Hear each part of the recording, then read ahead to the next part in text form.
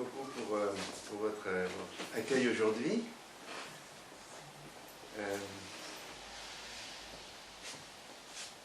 C'est vrai que la dernière fois que je suis venu, c'est un peu plus d'1 an, c'était avec Marguerite. Et voilà, donc, pendant cette année, mon Dieu, votre Dieu, notre Père, voilà, qu'on a loué ce matin, a beaucoup consolé. Et je pense que, comme l'apôtre le disait, eh bien, si notre Père est un Dieu de consolation, je me dois aussi de vous consoler de sa part. C'est vrai qu'on est dans un monde, on l'a exprimé aussi, dans un monde complètement perturbé. Et même tout est anxiogène. Hein, si on regarde vraiment, si on écoute beaucoup les informations, il y a de quoi avoir peur. Et nous sommes chrétiens. Et je me pose la question, et j'aimerais qu'on se le pose chacun. Est-ce que je suis quelqu'un qui lève la tête, qui encourage, ou quelqu'un qui contribue au découragement et à l'anxiété, l'atmosphère d'anxiété ambiante? Et je crois vraiment que l'Église doit être un lieu d'encouragement. Et je crois que si on s'est réunis ce matin, c'est que, pas seulement qu'on avait besoin d'encouragement, c'est qu'on voulait ensemble, comme une famille, nous adresser à notre Père. Et c'est tellement précieux quand une famille peut se réunir, se retrouver. Alors je sais, c'est le dernier dimanche de Ruth ici. Et voilà, ça peut être aussi un sujet de tristesse pour nous, je crois pour vous, pour moi en tout cas. Et je voudrais, avant de... parce que mon propos, je pense que vous l'avez compris, c'était où puiser son courage. C'est ça mon projet pendant ces quelques minutes avec vous.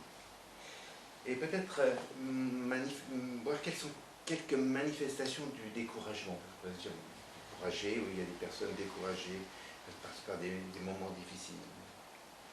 Et je vais vous donner quelques manifestations de découragement, mais d'abord, vous lire, et je vous encourage à ouvrir votre Bible, si vous pouvez, dans Deutéronome au chapitre 20, d'abord.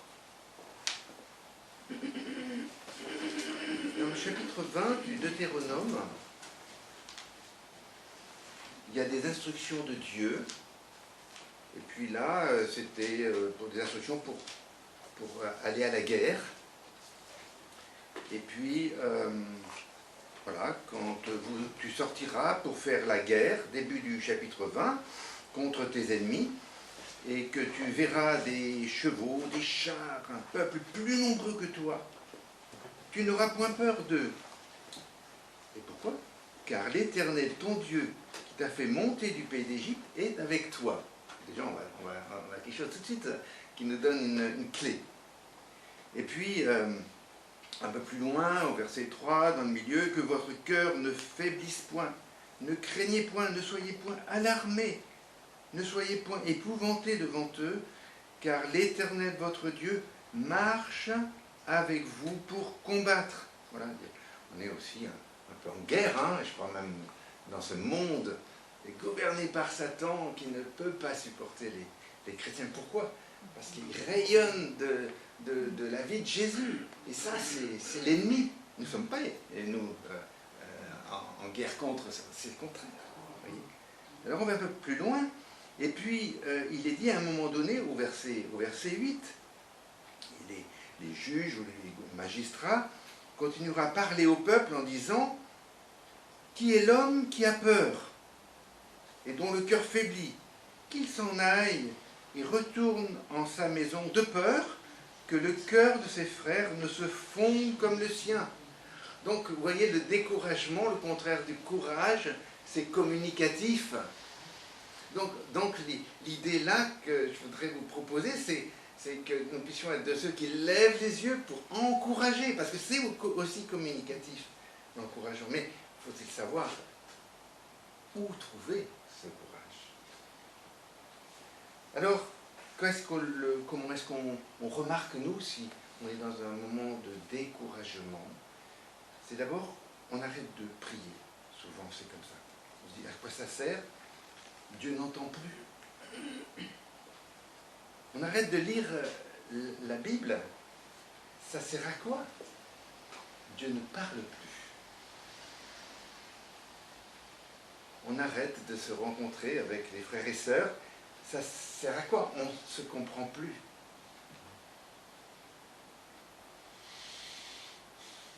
Alors les forces sont sapées, perte de confiance, d'espérance. Je ne me fais même plus d'illusions. Je dis, voilà, j'ai plus d'espoir même. Alors puisez nos forces. Mon espérance, où est-elle? Pour moi, pour ceux qui en ont, pour mes enfants, pour mes petits-enfants. Je voudrais qu'on regarde 2 versets dans un psaume. Le psaume 62. Vous savez que ces psaumes, il y a tellement de psaumes qui peuvent nous encourager si on lit la parole de Dieu comme une parole de Dieu pour moi. Et pas seulement si je suis en train de lire l'expérience de quelqu'un. Vous savez, il y a beaucoup de livres qui racontent l'expérience des autres. Ah, ils ont vécu quelque chose de fort. Mais la parole de Dieu, elle n'est pas pour les autres. S'il y a des histoires qui nous sont racontées, c'est pour nous parler de la fidélité de Dieu. Et pour que je puisse m'intégrer dans ce qui est écrit et dire, Seigneur, si ça a été pour cet homme de foi, c'est aussi pour moi. Dans le 62, psaume 62, juste 2-3 versets, qui commencent comme ça, verset 2, « Sur Dieu seul, mon âme se repose paisiblement. De lui vient mon salut, ma délivrance. Lui seul est mon rocher, mon salut, ma haute retraite. Je ne serai pas beaucoup ébranlé. » Verset 6. « Mais toi, mon âme, repose-toi paisiblement sur Dieu, car mon espérance est en lui. » Ou c'est de lui que vient mon espérance. Verset suivant. « Je ne serai pas ébranlé. » Verset 9. « Peuple, confiez-vous en lui de tout temps. » Et le dernier verset dit quoi? L'avant-dernier. « La force est en Dieu, en toi, et à toi, Seigneur, est la bonté, car toi tu rends à chacun selon son œuvre. » Voilà un psaume d'encouragement. Oui, le découragement, vous savez, c'est pas que chez le pauvre, mais c'est aussi chez le riche. Ça peut être dans ma maison. Ça peut être dans l'église aussi. Quelquefois même, je pourrais me dire, mais à quoi ça sert de prêcher? Parce que j'ai souvent prêché, puis rien ne s'est passé. Pas trop dans ma vie, peut-être rien dans ma vie, peut-être pas dans mes frères et sœurs. À quoi ça sert? Découragement. Oui. Alors, on pourrait se dire, mais si on est découragé, c'est qu'on est peut-être dans le péché. Je vous donne 2 exemples de personnes qui n'étaient pas dans le péché et qui ont été découragées. Peut-être que ça vous vient à l'esprit. Un qui dit à Dieu, il demande la mort. C'est Moïse. Il n'en peut plus. Il est avec un peuple, il n'y a pas moyen. Il regrette déjà, au bout de quelques jours, quelques semaines, il regrette l'Égypte et pourtant ils étaient esclaves. Il n'arrive plus. Il dit, c'est trop pour moi. Je te demande la mort. Il y en a un autre, peut-être que vous connaissez, un prophète. Élie, prophète, pourtant il a fait des choses extraordinaires. Il y a eu la mort de prophètes, de Baal, etc.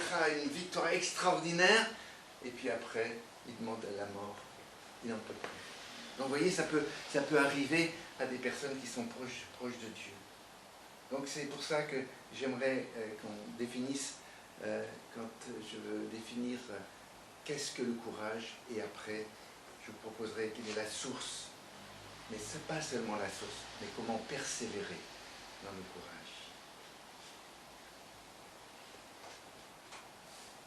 Un verset dans l'Ancien Testament, et je vous propose de juste lire dans le livre de Josué, au chapitre 14.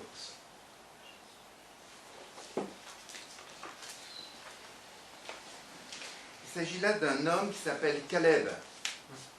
Il a 85, pas 86, mais 85. Et qu'est-ce qu'il est dit de lui au verset 10? Maintenant, voici, comme il l'a dit, l'Éternel m'a conservé en vie ces 45 ans, depuis que l'Éternel a dit cette parole à Moïse, lorsqu'Israël marchait dans le désert. Et maintenant, voici, moi je suis aujourd'hui âgé de 85 ans. Je suis encore aujourd'hui fort, vertueux, courageux, comme le jour où Moïse m'envoya, et il a été et fait partie des explorateurs pour aller voir le pays promis.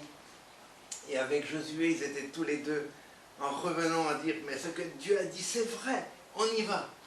Et les 10 autres a dit, mais c'est trop pour nous, on n'y arrivera pas. Et leur courage, ça fait quoi? On va les lapider, on va les faire mourir, ceux-là. Parce qu'ils disent des choses impossibles. Mais oui, c'est impossible à l'homme. Mais c'était possible avec Dieu. Et pourquoi il est encore fort à 85 ans? Courageux, c'est le mot karak, kazak, qui veut dire force, vertu, vertueux, courageux. Il est courageux parce que sa foi s'appuie sur Dieu. Et ça, c'est la définition justement que je vais un peu définir en regardant dans le Nouveau Testament. Voyez.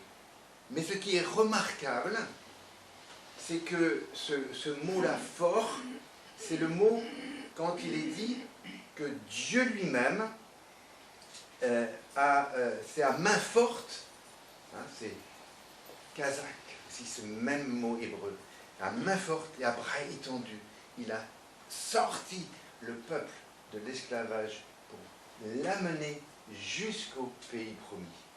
Eh bien, cette vertu de Dieu, cette puissance de Dieu, Dieu va la confier à ceux qui sont sur la terre et qui ont sa vie.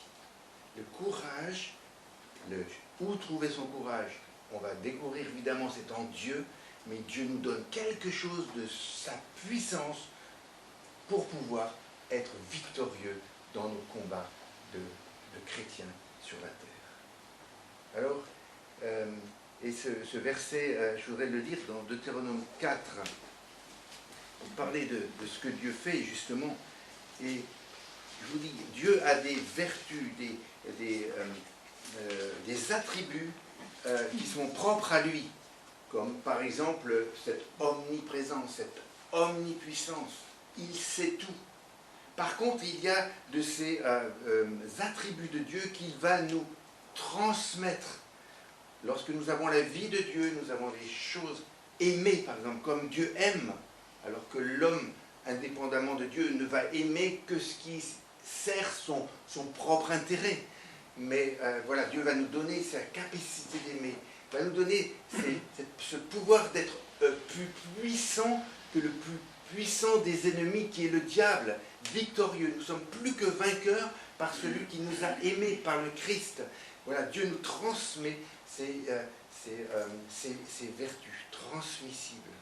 Et celle-là, ici dans Deutéronome chapitre 4 et au verset 34, nous lisons: où Dieu a-t-il essayé de venir prendre pour lui une nation au milieu d'une nation par des épreuves, par des signes, par des prodiges, par la guerre, à main forte, à bras étendus, et par de grandes terreurs, selon tout ce que l'Éternel, votre Dieu, a fait pour vous en Égypte sous vos yeux? Cela a été montré afin que tu connaisses que l'Éternel est Dieu et qu'il n'y a point d'autre que lui. On a dit quelque chose, que notre Dieu, il est au-dessus de tout, hein, dans notre culte tout à l'heure. Eh bien, c'est de cela que Caleb, à 85 ans, avait la force. Quelqu'un qui a cru Dieu Et il a fallu qu'il attende avec Josué, qui avait cru Dieu aussi, 38 ans d'errance parmi le peuple. C'est-à-dire que ces deux-là étaient prêts à entrer dans le pays. Ils ont dû accompagner pendant 38 ans d'épreuves le peuple dans le désert, incrédule, en disant sans doute, le soir, quand ils étaient ensemble, sous la tente, dans la famille, mes enfants, Dieu a promis, Dieu est fidèle à ses promesses, nous allons entrer dans le pays. Pendant 38 ans, il a dit ça. Alors quelquefois, on a des épreuves qui durent. Et on se dit, mais ça ne s'arrête pas. Mais Dieu nous accompagne, il ne nous laisse pas tomber en disant, 38 ans, tranquille, on se retrouve là dans 38 ans. Non, il est là chaque moment, à chaque heure. Et Dieu révèle par son esprit que ce qu'il dit est vrai. Et je peux vous dire une chose, c'est que moi, quand Marguerite est partie, on a eu le temps, c'était juste il y a un an, c'était au mois de janvier, on s'est mis à genoux tous les deux, au moment où elle m'a dit, Philippe, je vais partir, je sens au fond de moi-même que le Seigneur m'appelle. Eh bien, nous avons eu du temps pour nous mettre à genoux et dire, Seigneur, tu vois, on préférerait continuer à te servir ensemble. Mais si tu as décidé que Marguerite doit partir, eh bien, c'est sans doute le meilleur pour moi. Et je pourrais quand même continuer à te servir.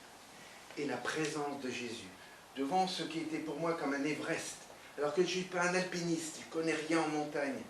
Et Seigneur m'a dit, c'est là-haut que tu vas aller. Et j'ai dit, Seigneur, tu seras mon guide, parce que je ne sais pas monter. Je ne suis pas un alpiniste. Et le Seigneur, chaque jour, m'a fait marcher ou m'a porté quand je ne pouvais pas aller plus loin. Eh bien, je peux vous dire, oui, que si Caleb, qui était fort à 85 ans, ce n'est pas parce que c'était un surhomme, c'était parce que Dieu était là, présent, se faisait connaître et il lui faisait confiance. L'Esprit de Dieu rend vivant au-dedans de vous ce que vous croyez, ce qui est écrit et que vous croyez. Et c'est ça la fidélité de Dieu. Et je vous encourage à découvrir cela, parce que c'est la seule manière de passer ces moments qui sont des moments de profond trou, hein, où on ne sait pas où on est. Eh bien oui, il est là. Et il comble le vide des êtres chers que vous venez de perdre, ou de la situation dans laquelle vous vous trouvez. Il comble cela. Il répond à votre besoin. Mais abandonnez-vous à lui. Et c'est ce que je vais vous faire découvrir ici. Le courage, c'est donc de pouvoir dire à Dieu, ouais, ok, on y va. Et on a tellement de beaux exemples dans la parole de Dieu. Oui. Vous connaissez sans doute quel est le thème général du chapitre 11 des Hébreux. Alors c'est quoi? La foi. C'est la foi. Et je crois vraiment que là, c'est la source justement de notre courage, la foi. Un exemple, Noé. Combien de temps, en quelque sorte, sa foi a été exercée? 100 ans. 100 ans. Il a construit un bateau pendant 100 ans, mais il a perdu sa vie pour les gens. Eh bien voilà, quelqu'un qui se confie en lui. Il a craint Dieu, il a obéi. Et qu'est-ce qui se passe? Eh bien cet homme a pu être un témoin. Un témoin justement de la gloire de Dieu lui-même. Et vous voyez dans ce chapitre 11 de l'Épître aux Hébreux, et au verset 6, par la foi, Noé, divinement averti de ce qui ne se voyait pas encore, craignit, construisit un bateau, une arche, pour la sauvegarde de sa famille. Par cette arche, il condamna le monde et devint héritier de la justice qui est selon la foi. Il est un témoin. Il est un prophète, peut-être sans rien dire, mais par ce qu'il vit. Voilà la source de la foi. Peut-être c'est la risée des concitoyens, mais voilà. Tout ce temps consacré à Dieu a été extraordinaire, puisque c'était une richesse, c'est un témoignage que ça a du prix. Deuxième dans ce même chapitre, Abraham. Et vous voyez qu'il y a quelque chose d'étonnant, c'est que Abraham est appelé à aller dans le pays que je te montrerai. Alors, il est écrit, et il obéit sans savoir où il allait. Vous dites, Seigneur, mais tu me mets dans un chemin incompréhensible. Je ne peux pas passer dans ce chemin. Mais dis-moi où il va, ce chemin. Abraham obéit sans savoir où il allait. Dans le pays que je te montrerai, mets-toi en marche. Ça, c'est la foi. Alors, quelquefois, on a dit que la foi, c'était un saut dans l'inconnu. Moi, je ne crois pas. C'est une démarche vers quelqu'un, la foi. À un moment donné, ce Dieu complètement étonnant va dire, alors qu'il a attendu des années pour avoir un enfant, il a un fils. Et Dieu lui dit, tu vas le tuer, tu vas le faire mourir, ce fils. Il prend son fils. Où est-ce qu'on va? Dans la montagne, je te dirai. Mais dis-moi où?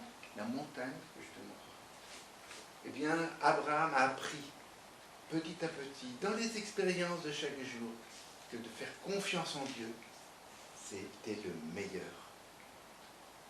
Et il prend son couteau et il va tuer son fils.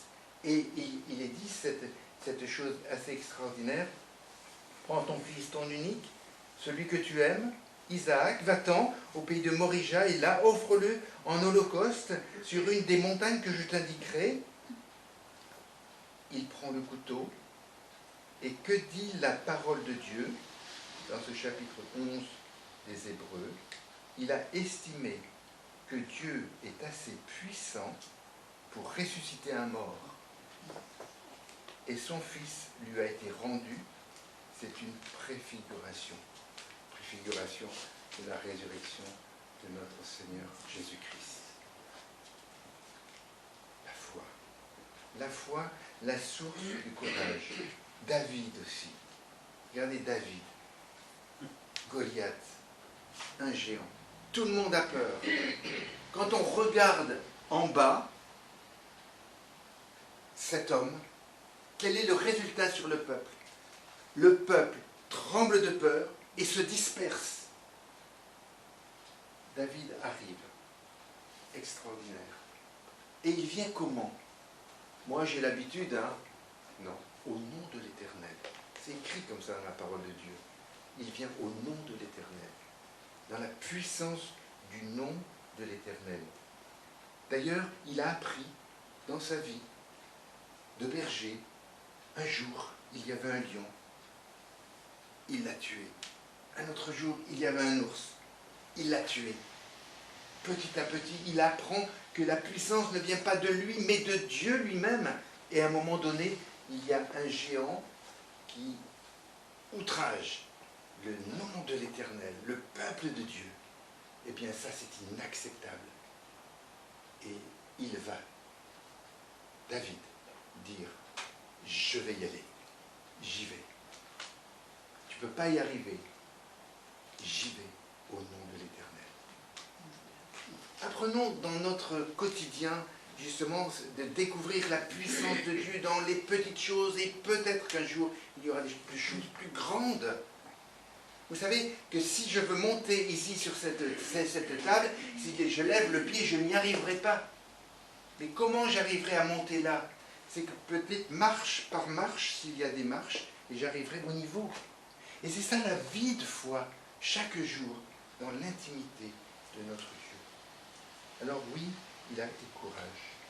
Eh bien, dans le Nouveau Testament, nous apprenons une chose, c'est que le courage, c'est pas de se sentir fort, ou très fort, mais c'est de découvrir finalement que ma confiance en Dieu me donne obligatoirement la victoire. Josué aussi a appris en voyant comment Dieu a accompagné Moïse dans son ministère. Combien de fois il a entendu, puisque Josué était son compagnon, et il entendait Dieu lui dire à Moïse, « Je suis avec toi ». Eh bien, quand Moïse est mort, et que Josué a été appelé pour être le successeur, vous vous souvenez de ça? Eh bien, comme j'ai été avec Moïse, je serai avec toi. Et celui qui dit ça, c'est l'Éternel, celui qui était, qui est et qui sera le même. Celui qui a dit, je suis celui qui a été avec Moïse, te le dit à toi aujourd'hui, c'est le même. Tu peux lui faire confiance. Apprenons à faire confiance à notre Dieu. Souvenons-nous que le courage qu'a eu Josué aussi, c'était parce que Dieu lui dit, je suis avec toi. Mais il y a une responsabilité de notre côté. Qu'est-ce que Dieu dit à Josué? Il lui dit, on va le lire ensemble, parce que s'il n'y a pas cette dynamique dans notre propre vie, nous ne pourrons jamais connaître ce que je suis en train de vous dire, cette source du courage qui est en Dieu, ce courage qui puise ses ressources dans les promesses de Dieu. Je lis verset 6 du chapitre 1er de Josué.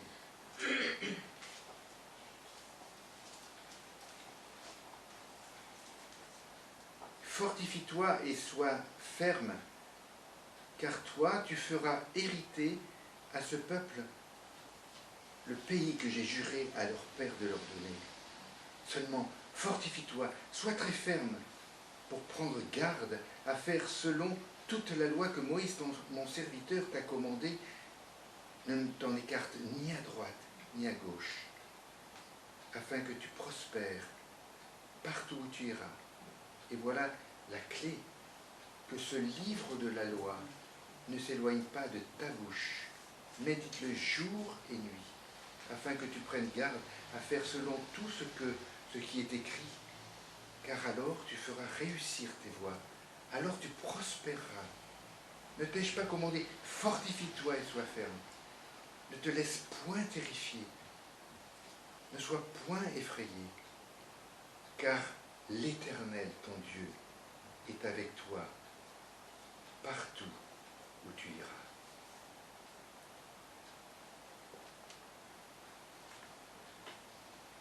Un dernier exemple, l'apôtre Paul.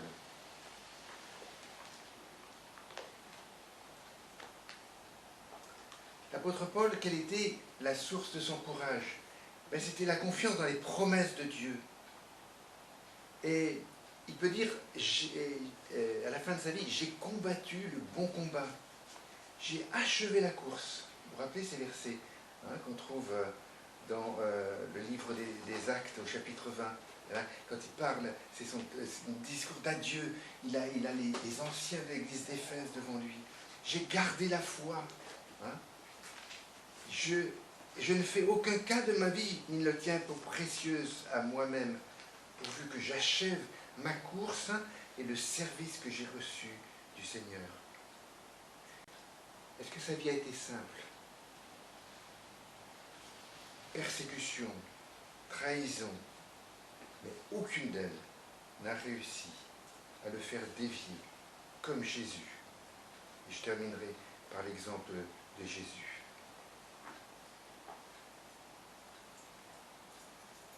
Je voudrais, on parle pour terminer de comment persévérer. Je voudrais qu'on regarde ensemble un psaume qui m'a spécialement encouragé. Et je voudrais y relever 2-3 petites choses. C'est le psaume 84.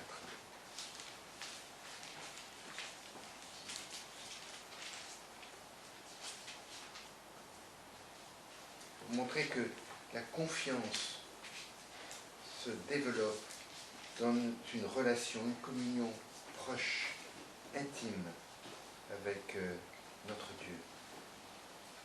Voilà comment, je lis dans ma version, mais dans verset 2, il dit « Combien sont aimables tes demeures, ô Éternel, mon âme désire et même elle languit après les parvis de l'Éternel, c'est-à-dire sa présence. Mon cœur et ma chair crient après le Dieu vivant. » Alors le passereau, le moineau, même a trouvé une maison, l'hirondelle, un nid pour elle, où elle a mis ses petits. Mais pour moi, tes autels, ô Éternel des armées, mon roi, mon Dieu. Bienheureux ceux qui habitent dans ta maison. Ça veut dire proche de Dieu.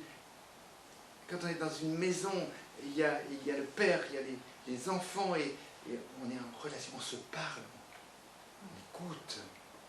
Et voilà. Bienheureux ceux qui habitent dans ta maison, ils te loueront sans cesse. Bienheureux l'homme dont la force, encore on retrouve cette pensée, la force est en toi, et ceux dans le cœur desquels sont les chemins qui sont déblayés en quelque sorte. Un chemin, c'est je ne peux pas passer. Avec toi, Seigneur, il y a un chemin. Il y a de toute façon un chemin. Si tu me fais passer par ce chemin-là, il y a un chemin. Et regardez la suite ici, ce verset 6. Passant par la vallée de Baca, ou la vallée des pleurs, ils en font, écoutez bien ça, ils en font une fontaine. La pluie aussi les couvre de bénédictions. Autrement dit, il y a deux manières de vivre. Soit vous subissez la vie. Et à ce moment-là, si vous subissez la vie, vous ne faites que le décompte de ce que vous n'avez pas, de ce qui vous manque, des problèmes que vous avez. Ça, c'est subir la vie. Et vous en voulez à Dieu, vous en voulez aux autres, vous êtes jaloux. Vous vous êtes dit, mais pourquoi moi? L'autre manière, c'est de choisir la reconnaissance. C'est un choix. Et quand vous choisissez la reconnaissance, ce que j'ai fait, il y a déjà plusieurs années, c'est un choix. À chaque moment, même dans les moments les plus dramatiques que vous passez, vous avez des sujets de reconnaissance. Vous voyez comment Dieu agit, comment Dieu intervient. Vous découvrez qui est Dieu. Ce n'est pas seulement être dans la présence de Dieu. Je vous explique en deux mots. Excusez-moi, si j'ai dépassé l'heure, dites-le moi, je m'arrête tout de suite. Mais il y a deux manières. Par exemple, je voudrais vous poser la question, est-ce que vous connaissez bien votre médecin? Alors qu'est-ce que vous voulez dire quand je vous pose cette question? Oui, je sais qu'il a fait un bon diagnostic, je pourrais le recommander. Oui, c'est quelqu'un ouais, c'est quelqu'un de très bien. Ah oui, donc vous dites qu'il est très bien parce qu'il fait. C'est-à-dire tout ce qu'il vous donne, c'est-à-dire qu'il vous donne des bons médicaments, il vous remet vers la santé. Mais qu'est-ce que vous connaissez de lui? Vous ne le connaissez pas. Vous ne savez pas ce qu'il est lui-même au fond de lui-même. Alors on dit, oui, Seigneur, je veux ta présence, ta présence. Oui, ta présence. Mais est-ce que Dieu veut simplement être là à côté de toi? Il veut se faire connaître, se faire révéler. Donc ça, ce n'est pas simplement par les dons qu'il nous donne. Bien sûr, ces dons nous montrent ce qu'il est, mais il ne veut pas qu'on s'arrête là. Il veut que ces dons servent à aller vers lui. Pour dire, mais qui es-tu vraiment, toi, qui as tout donné, même ton propre fils pour moi? Mais si tu as donné ton propre fils et que je suis ton enfant, mais je ne risque plus rien, parce que je sais qu'au fond de toi-même, il y a de l'amour, il y a du pardon, il y a le pardon auprès de Dieu afin que tu sois craint, on a lu ça ce matin. Ouais. Mais pas seulement la présence, mais révèle-toi à moi, que mon cœur s'ouvre à toi pour te connaître. Et ici, dans ces moments justement de sécheresse, on pourrait dire, mais j'en peux plus dans le désert, j'en peux plus tellement, et tellement il fait chaud, il n'y a pas à boire, il n'y a pas à manger, c'est trop dur pour moi. Si c'est là, si je subis la vie, je ne peux pas y arriver. Et puis si tu vois, justement, tu décides que la reconnaissance, qu'est-ce que tu vois?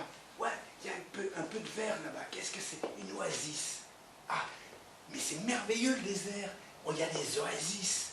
Et qu'est-ce qu'il y a? J'entends l'eau qui coule, je peux boire, et puis là, il y a de quoi manger. Voilà ce que je découvre dans ce désert. Ils en font une fontaine. Et la pluie de bénédiction, l'Esprit de Dieu fait vivre en toi qui est ce Dieu merveilleux, qui justement n'attend pas que tu sois dans le ciel pour dire, alors là, ça tout sera bien, parfait. Non, aujourd'hui, dans le moment d'épreuve que tu vis, Dieu se révèle comme ce Père qui te prend. Il y a un psaume qui est le 131, je crois, eh bien, il est dit comme un enfant sevré va dans les bras de sa mère. Mais l'enfant sevré, c'est-à-dire un enfant, c'est un enfant qui ne va pas au sein, qui ne va pas pour manger, qui ne va pas pour se faire du bien. Il va pour être dans les bras. Est-ce que vous savez, est-ce que vous avez envie de passer du temps dans les bras de votre Père? Pas pour lui demander des choses, mais pour être avec lui. Une fois, j'étais dans mon bureau, il y a bien des années, et tout d'un coup, il y a mon petit garçon, le second, Étienne, qui arrive, et avec une petite chaise, il arrive, et puis je lui dis, qu'est-ce que tu veux? Il pose sa chaise. Être près de toi, papa. Tout ce qu'il me demande, être près de toi, papa. Et alors, voilà, ici, comment on va découvrir cette intimité, et qui va dire, mais tu sais tout, tu es au-dessus de tout ce que tu fais est bien. Donc, voilà, je vais avec toi. Et vous savez qu'il y a un verset qu'on a, et c'est pour ça que je voudrais terminer avec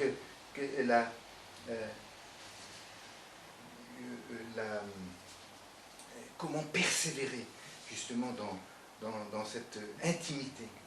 Et cela engendre, j'ai dit, comment on appelle ça, des motivations pures. On a un verset qu'on trafique, et on l'emploie souvent. Toute chose concourt au bien de ceux qui aiment Dieu. Et derrière ce verset, le bien, donc, ça veut dire que Dieu, j'ai besoin d'un travail, va me donner un travail, j'ai besoin d'avoir la santé, Dieu va me donner la santé, j'ai besoin de ceci, Dieu va me donner ça, c'est ça. Vous lisez ça? C'est pas ce qui est écrit du tout. C'est dans un chapitre qui vous parle que c'est tellement dur qu'on ne peut même pas exprimer les choses, c'est le Saint-Esprit qui va, par des soupirs, en quelque sorte, intercéder pour moi pour que je puisse faire un pas de plus. Le psaume 84, d'ailleurs, quand vous continuerez, vous verrez que pour persévérer, il marche de force en force. Ils paraissent devant Dieu en silence, de force en force. Dieu ne donne jamais une provision de force, jamais une provision de grâce. C'est pas après pas. Eh bien, pour en revenir à ce que je voulais dire, donc, dans cette intimité avec Dieu, je ne me rappelle plus où j'en étais, et c'est pas grave, simplement pour qu'on puisse bien comprendre que quand ce verset, toute chose concourt au bien de ceux qui aiment Dieu, le bien, c'est pas le bien-être. Tous ces vendeurs de rêves qui vous disent venez à Jésus, vous n'aurez plus de problème, ça c'est un mensonge. Par contre, le bien c'est quoi? Eh bien, c'est de découvrir une chose, c'est que mon intimité avec Dieu va me transformer pour être à l'image de son Fils. Autrement dit, que sur la terre, le temps que tu as à vivre, tu peux avoir rayonné quelque chose de la gloire de Dieu dans ta vie. Et c'est pour ça que tu es passé ici à Rochefort ou à La Rochelle. C'est pour montrer quelque chose de la gloire de Dieu dans la vie, dans les circonstances par lesquelles on passe. Et c'est ça le bien, parce que Dieu est glorifié. Jésus, il est venu sur la terre, il a été l'empreinte de la substance de Dieu, c'est-à-dire Dieu rendu visible par un être humain, si vous voulez, et puis le resplendissement de sa gloire. Eh bien, quelqu'un a écrit, et c'était un de mes amis, il a dit, par l'épreuve de la foi, Dieu nous confie un peu de sa gloire à faire rayonner sur terre. Je répète, par l'épreuve de la foi, Dieu nous confie un peu de sa gloire à faire rayonner sur la terre. Et c'est ça le bien. Toute chose concourt au bien de ceux qui aiment Dieu. Faire rayonner quelque chose de la gloire de Dieu sur la terre. Alors, je voudrais terminer avec cette persévérance. Comment persévérer? D'abord, c'est jour après jour. Je ne peux entrer en communion avec mon Dieu qu'à l'instant présent. Tout à l'heure, c'est fini. Demain, je ne sais pas. Demain ne m'appartient pas. C'est maintenant. Apprenons à vivre chaque moment de notre vie dans cette intimité avec Dieu. Et je voudrais te dire simplement une chose. Si tu veux être transformé, prends le temps de le rencontrer. Si tu veux être complètement transformé, laisse-le te diriger. Abandonne ta vie. Et ce qui est un peu le point commun des hommes de foi, c'était un peu que ta volonté soit faite. Vous savez que Jésus a dit, si quelqu'un veut venir à moi, quelle est la suite, vous savez? Se charge de sa foi. Ouais. Qu'il renonce à lui-même, abandonner. C'est abandonner toutes ses prétentions. Et pourtant, c'est une vie active, la vie à la suite du Christ. Voilà. Qu'il renonce à lui-même. Qu'il prenne sa croix. À l'époque, quand on voyait quelqu'un qui portait sa croix, on pouvait dire, lui, il n'en a plus pour longtemps à vivre. C'est dans quelques heures, à la fin de la journée, c'est fini pour lui. Ça veut dire accepter ça. Voilà. Et puis, ça ne se termine pas là, et me suivre. Être dans l'intimité de notre Sauveur, celui qui a tout donné pour vous. Alors, voilà, n'utilisons pas Dieu pour que nous puissions réussir notre vie, pour notre bien-être, mais pourquoi tant de découragement? Pourquoi tant de déception? Parce qu'on prie en disant, Seigneur, je voudrais ça. Et la grande liberté du chrétien qui s'abandonne à Dieu, il ne dit pas, Seigneur, j'aimerais ça, mais fais-moi découvrir ce que toi tu désires. Et c'est là la vraie liberté. Et c'est là où vous pouvez trouver la paix intérieure, dans vos moments les plus terribles. Je voudrais terminer par Jésus. Et puis, en plus, on va ainsi introduire notre moment de repas du Seigneur. Sa communion intime avec son Père lui fait dire 2 prières. La première, qu'il nous a donné un peu comme exemple, au début de son ministère, c'est « Notre Père qui est aux cieux, que ton nom soit sanctifié ». Ça veut dire élevé, mis à part, glorifié. Que ton règne vienne, que ta volonté soit faite, comme dans le ciel et aussi sur la terre, c'est-à-dire dans ma propre vie. C'est pas seulement général. Quand on lit ça, on est dedans. Seigneur, voilà, que ta volonté soit faite sur la terre, c'est-à-dire dans ma propre vie. La deuxième, au jardin de Gethsémani, au moment où il est troublé dans son esprit, parce que Jésus aussi a connu le trouble terrible. C'est pour ça qu'on peut lui parler, lui faire confiance, lui dire ce qu'on a au fond de son cœur. Au jardin de Gethsémani, quelques heures avant la croix, voilà ce qu'il va dire. Abba, c'est-à-dire papa, Père, si c'était possible que cette coupe passe loin de moi sans que je la voie. Pour toi, tout est possible, papa.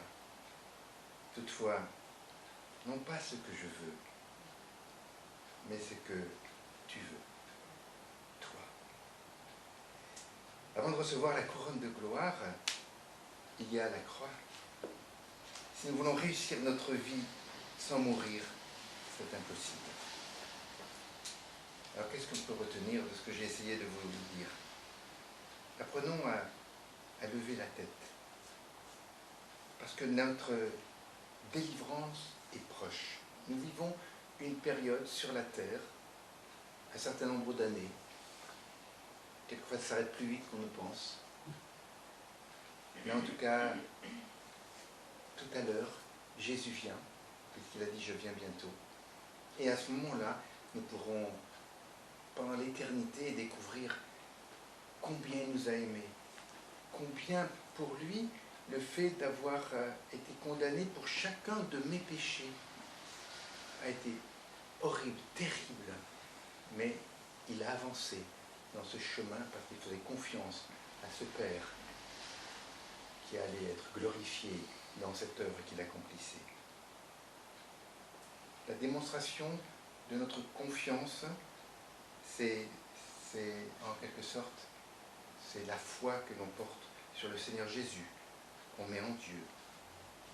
La source, c'est la foi, mais une foi entretenue par cette relation intime avec notre Seigneur Jésus-Christ.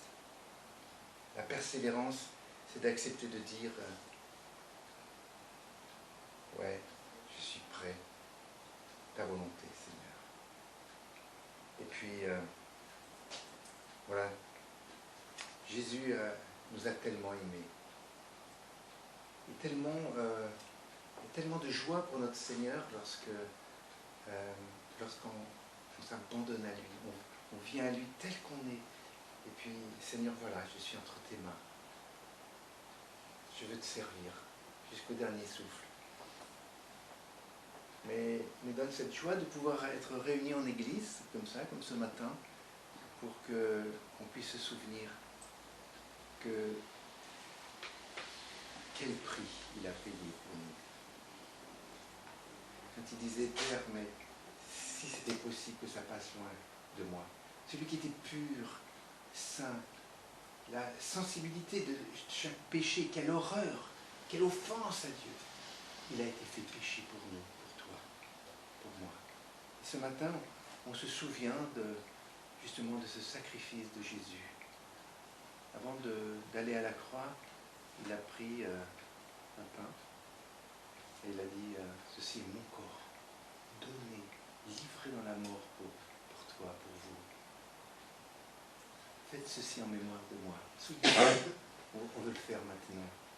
Et puis après, il a dit voilà, cette coupe de bénédiction, c'est mon sang qui est versé pour beaucoup. La mort de notre cher Sauveur. Je vais t'introduire par la prière, ce moment du repas. Tu vois, Seigneur Jésus,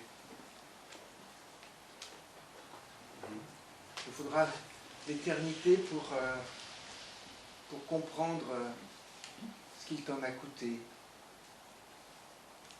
pour que nous puissions vivre sur cette terre en tant que chrétiens, de pouvoir être victorieux de tous ces combats qui pourraient nous tirer vers le bas. Mais toi, tu es le Dieu de la résurrection, Seigneur.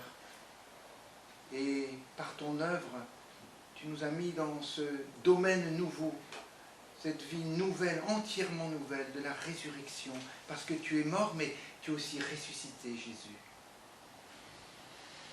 Merci pour ton amour infini. Nous ne méritions rien, la mort éternelle, mais tu nous as choisis, parce que tu nous as aimés de toute éternité. Incompréhensible amour, Seigneur. Alors nous voulons répondre à ton appel, à ton désir, de nous souvenir de toi. Ce pain qui nous parle de ton corps qui a été brisé sur la croix. Quel amour, Seigneur. Voilà, on veut laisser ces symboles nous parler tellement ils sont forts de sens. On veut te dire merci.